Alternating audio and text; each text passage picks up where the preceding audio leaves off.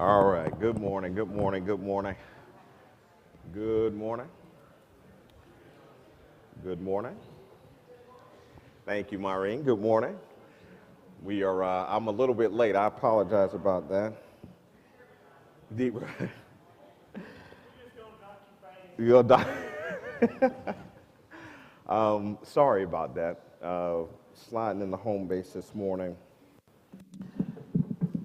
Good to see those who are here. We may have some others join us here in a moment, and we may have some online. So want to welcome those who are online participating in our Bible class as well. We have been studying now for more than a year. The subject that you see up on the screen there, Walking with Jesus, has been an exhaustive study of Jesus' ministry, and any time that he's done any teaching at all in his ministry, we have called a time out to take a look at what he's teaching, who he was teaching, and of course the subject of that teaching and what it meant to those who heard it at the time, and also what it means to us today. So we've been doing that in chronological order of Jesus' ministry, and so that's where we're going to continue for this morning. And by the way, I really enjoyed the class last week.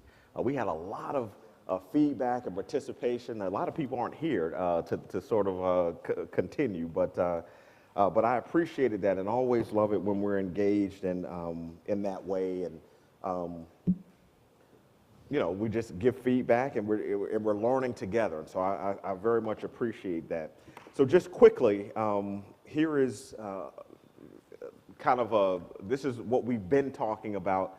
So I want to catch us up, and then we'll close out this segment, and we'll look ahead to next week, Lord willing, to see the next installment of Jesus' teaching. But again, one more time to connect all the dots, because we will bring it home this morning. So with these passages, Matthew 15, 28 through 16, 12. Mark also captures this in Mark 7:30 through 8:21. In these passages, we see that Jesus, first of all, he miraculously feeds 4,000, really more than 4,000 people with just a few loaves of bread and some fish, and there was even leftovers. I know you remember that miracle. And what's interesting about that is that he did that on the heels of, or shortly after, having fed more than 5,000 people, again, with a few loaves of bread and fish. So I know you remember that, pardon me.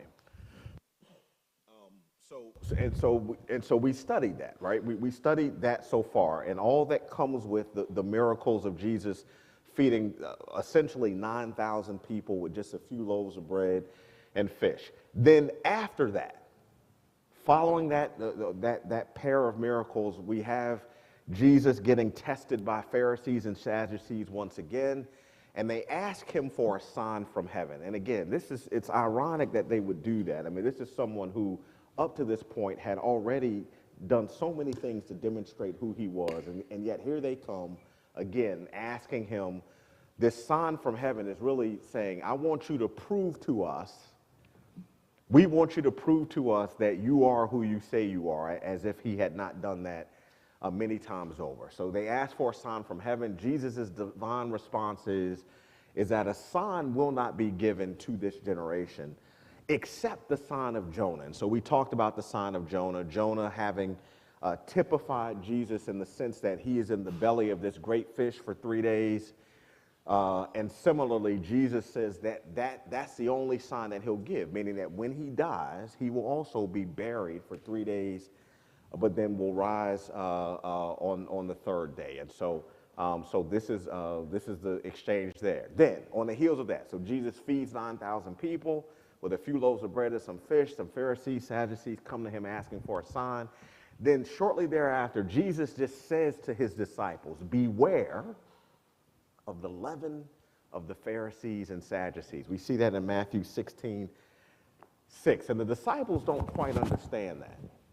And they think that, and as I have up here, they don't understand what he means by beware of the leaven of the Pharisees and Sadducees. They think that he's bringing up leaven because they don't have any bread with them. That's what they think, which is pretty extraordinary, since when he basically has, just enough bread for what you might think is for maybe a dozen people, he feeds 9,000 people. So whether he had bread with him or not really should be irrelevant, since he miraculously fed so many other people. They don't understand that. They think he's saying that. And Jesus is, because they don't have bread, but Jesus, as he's teaching his disciples in that moment, he clarifies for them that he's telling them to watch out for, when he uses the term leaven, watch out for the false or hypocritical teaching of the Pharisees and Sadducees. That's what he really meant when he said, beware the leaven of the Pharisees. And finally, and again, as we try to connect these dots as a review, Jesus rebukes them gently because they're like, oh my goodness, we don't have any bread. He's saying that. And he calls them men of little faith, and he questions why it is that they don't yet see, why they don't yet understand, and why they don't yet remember how he miraculously fed the multitudes previously, okay? So this is sort of catching up what we have studied so far. Now, I've highlighted those terms: see, understand, and remember. And I want those to stay with you. Jesus is questioning, why is it that you don't yet see? Why is it that you don't yet understand? Why is it that you don't yet remember? Okay? And so I want you to keep those terms. So then we looked at Matthew 16, 13 through 20. I want to read that one more time together. Matthew 16, 13 through 20.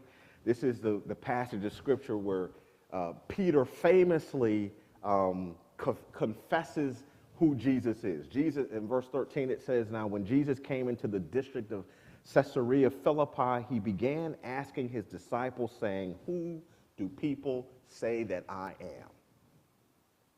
Or who do people say that the Son of Man is? In verse 14, and they said, well, some say John the Baptist, and others Elijah, but still others Jeremiah or one of the prophets. And by the way, just by those answers, we know, we can infer, just by the answers that the apostles gave on behalf of what people say who Jesus is, we know then that there must have been a concept or understanding of resurrection.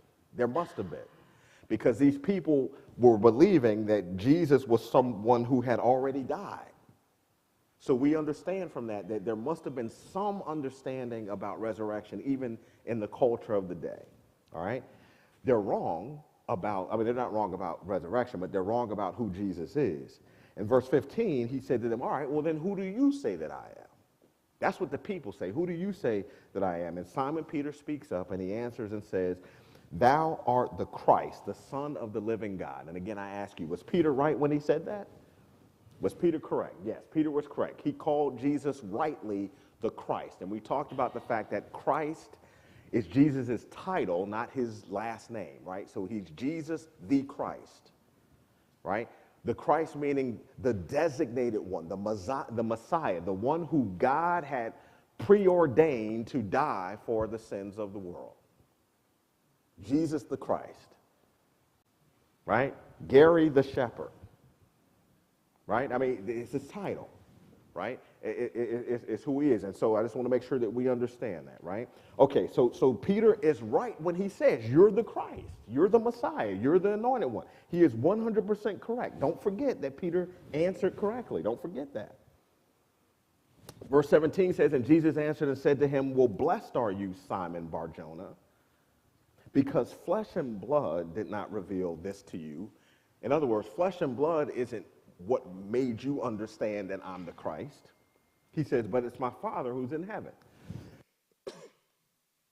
And in verse 18, he goes on to say, and I also say to you that you are Peter. And upon this rock I will build my church, and the gates of Hades shall not overpower it. I will give you the keys of the kingdom of heaven. And whatever you shall bind, and again, I'm reading from New American Standard, the 1995 version, which, by the way, does not translate verse 19 very well. But in verse 19, you might have different versions. Verse 19, mine reads this way. Jesus still talking, says, I will give you the keys of the kingdom of heaven, and whatever you shall bind on earth shall be bound in heaven. and whatever you shall loose on earth shall be loosed in heaven. Then he warned the disciples that they should tell no one that he was the Christ. So we looked at Matthew 16. We're still reviewing. I want to bear down on verses 17, 19 as we connect the dots. And this is what we talked about last week. I'm lifting a couple phrases that Jesus made just to make sure that we understand them, because they're really interesting. First of all, he says, you are Peter, and upon this rock I will build my church. And I made sure to emphasize, and pardon the cough, I guess it's still my asthma. I emphasized last week or the last couple weeks that on the surface, when you read that statement, you are Peter, and upon this rock I will build my church, it can on the surface give the misimpression that Jesus is saying, Peter, I'm going to build my church on you. Just on the surface, it can give the misimpression, right? There are some religious groups that even believe that the church, that Peter is kind of the first whatever, the first pope, the first, authority in the church. And again,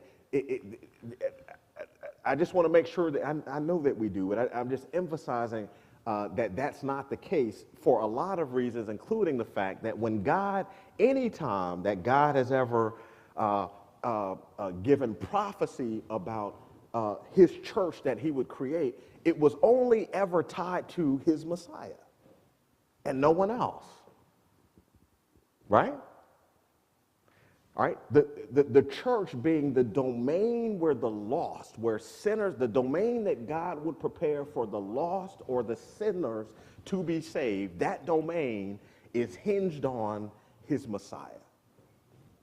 So to move through this a little more, as we point out this one phrase, when Jesus says you are Peter, in the Greek, the term there is Petros. And Pop, I think you brought this up last week, means small stone or little rock. The name Peter, Petros, small stone or little rock. He says, you are Peter, you're a small stone, you're the rock man, small rock man, and upon this rock, different Greek word but similar, Petra, which means massive rock or a massive cliff.